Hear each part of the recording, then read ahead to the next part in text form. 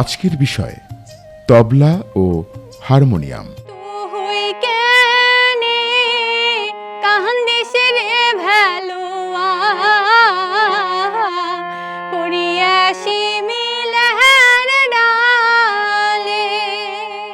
গান হল সুর, তাল, লয় সমন্বয়ে সৃষ্ট একটি শ্রুতিমধুর শিল্পরূপ, যা মানুষের আবেগ ও অনুভূতি প্রকাশ করে এবং বিনোদন দেয়। বাংলার অতি প্রাচীন ঐতিহ্যের সাথে মিশে আছে গান। বাংলা সঙ্গীতের আবির্ভাব সুপ্রাচীন, যার আদি নিদর্শন চর্যাপদ আনুমানিক 800 থেকে 1200 শতকে, যা ধর্মীয় তত্ত্বকথা ও রাগ রাগিনী সমৃদ্ধ ছিল। এরপর এলো গীতগোবিন্দ ও শ্রীকৃষ্ণ কীর্তন, যা প্রেম ও ভক্তিগীতি ধারার সূচনা করে। অষ্টাদশ শতাব্দীতে নিধু গুপ্তের টপ্পা ও 19 শতকে লালন শাহ এর বাউল গানের মধ্য দিয়ে আধুনিক ধারার বাংলা গানের বিকাশ ঘটে, যা পরবর্তীকালে কবিগান, কীর্তন ও আধুনিক বাংলা গানের ভিত্তি স্থাপন করে। আর গান শ্রুতিমধুর হয় বাদ্যযন্ত্রের যথাযোগ্য প্রয়োগে। বাংলা গানের জন্য নানান ধরনের বাদ্যযন্ত্র ব্যবহৃত হয়। এ সকল বাদ্যযন্ত্র বাংলার ঐতিহ্যকে ধারণ করে। বাংলা গানে ব্যবহৃত প্রাচীন বাদ্যযন্ত্রগুলোর মধ্যে অন্যতম হল তবলা ও হারমোনিয়াম।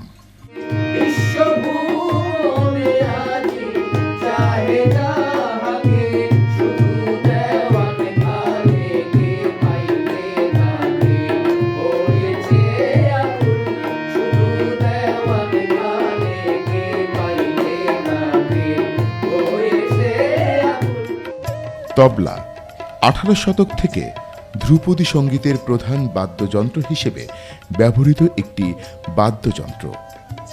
এর ডান হাতের অংশটিকে দাহিনা বা তবলা আর বাঁ হাতের অংশটিকে বায়া বা ডুগি বলে। এটি প্রায়শই বাংলাদেশ, ভারত, আফগানিস্তান, পাকিস্তান, নেপাল এবং শ্রীলঙ্কার জনপ্রিয় এবং লোকসঙ্গীত পরিবেশনায় বাজানো হয়।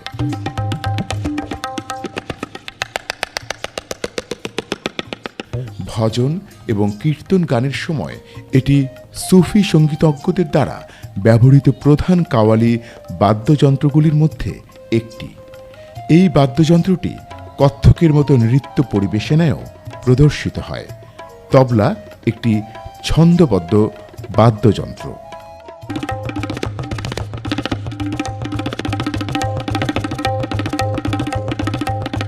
অন্যদিকে হারমোনিয়াম একটি বিদেশি বাদ্যযন্ত্র হলেও 19 শতকে ফরাসি মিশনারিদের হাত ধরে এটি উপমহাদেশে আসে, যা সঙ্গীতে, বিশেষ করে লোকগীতি, ভক্তিগীতি, গজল এবং শাস্ত্রীয় সঙ্গীতে দ্রুত জনপ্রিয়তা পায় এবং দেশীয় বাদ্যযন্ত্র হিসেবে নিজস্ব স্থান করে নেয়, যা আজও বাংলা গানের অবিচ্ছেদ্য অংশ। বর্তমানে একজন শিল্পীর গানের হাতেখড়ি হয় হারমোনিয়ামের মাধ্যমে।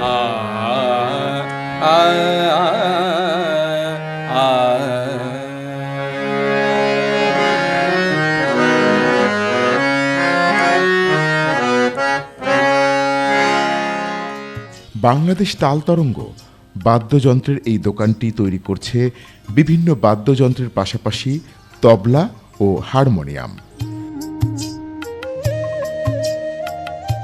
বিমলকান্ত দাস ও সুবল দাসের বাবা 1969 সালে এই প্রতিষ্ঠানটি চালু করেন। নিজেরা তবলা তৈরির মাধ্যমে সারা বাংলাদেশে জনপ্রিয়তা লাভ করেন। এরপর তার সাথে যুক্ত করেন হারমোনিয়াম তৈরি।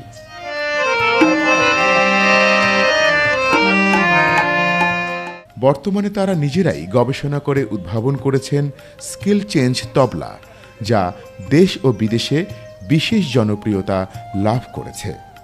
এই তবলাটির মাধ্যমে সহজেই সঙ্গীতের বেশ কয়েকটি স্কেল চেঞ্জ করা সম্ভব।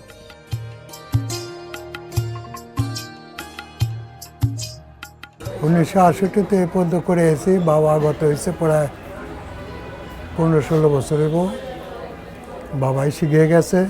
ঢাকা সিটির মধ্যে তবলার কাজটা বহুত উন্নত করছি। এরম উন্নত ভারতও করে নাই, পাকিস্তানও করে নাই। আমি যেভাবে করে গেছি বহুত উন্নত করছি। এবং মিলন দা, দেবুদা, পল্লব দা, রবি দা, ওরা সবাই কাজ আমিই করি। বহুত পরিবর্তন এসেছে। আগে সাউন্ড টাউন এত কেউ উন্নত ছিল না। সব আমার হাতে, আমার আবিষ্কারক। এই যে স্কেলটা চেঞ্জ হয়, আবার নামান যায়। 4টা স্কেল তোলন যাব, একটা তবলাতে 4টা তবলার কাজ চলে।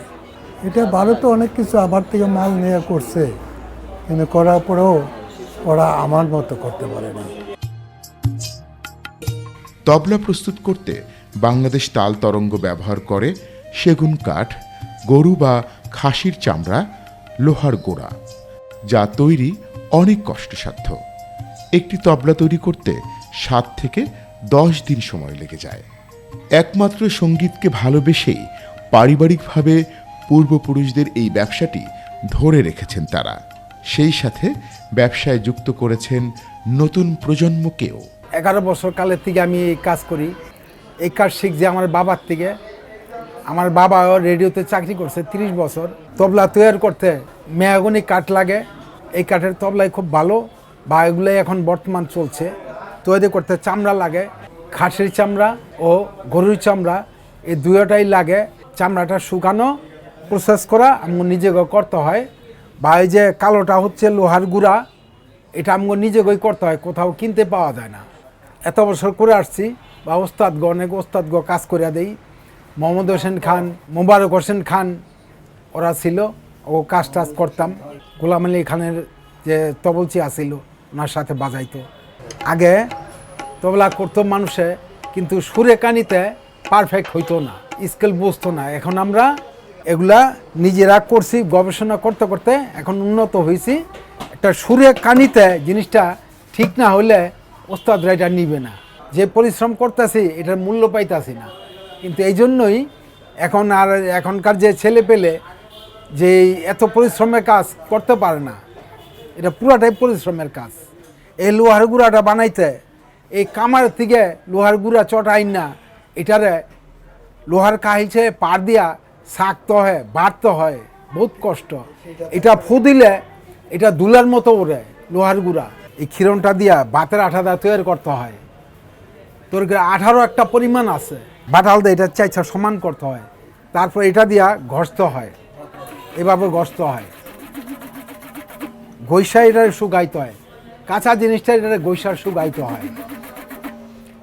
একটা তবলা করতে সময় লাগে কমসে কম 4-5 দিন লাগে একটা করলে, একটা ধরে থাকলে। আর ভালো করে করতে হলে 10-15 দিন লাগে, এর নিচে হয় না।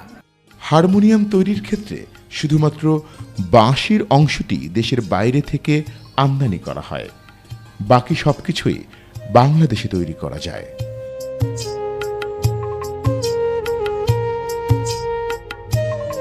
হারমোনিয়ামের বাঁশির সুর নির্ভর করে এর সঠিক টিউনের উপর।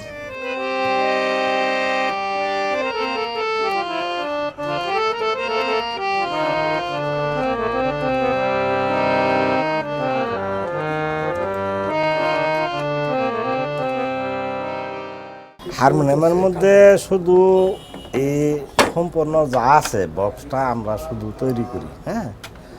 আর শুধু রিডটি, হ্যাঁ, এই যে মেশিন মনে এইসব যাবতীয় যা আছে এখানে তৈরি হয়।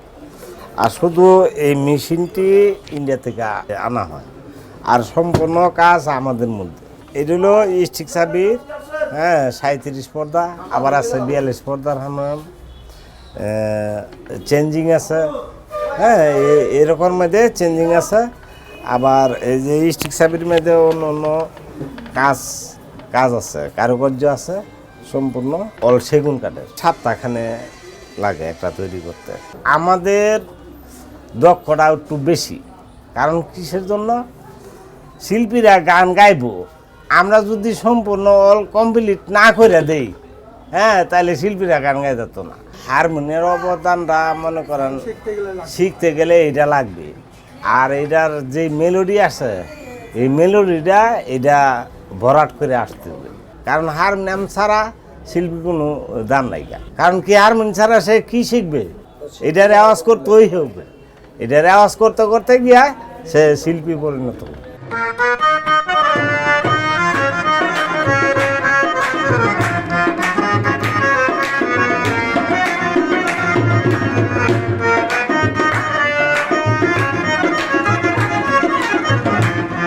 গান মুহূর্তেই আমাদের আনন্দ দিতে পারে, দূর করে দিতে পারে ভাঙা হৃদয়ের বেদনাকে। আর গান প্রাণ পায় বাদ্যযন্ত্রের সঠিক প্রয়োগের মাধ্যমে। তবলা ও হারমোনিয়াম সঙ্গীত সৃষ্টির দুটি অবিচ্ছেদ্য বাদ্যযন্ত্র।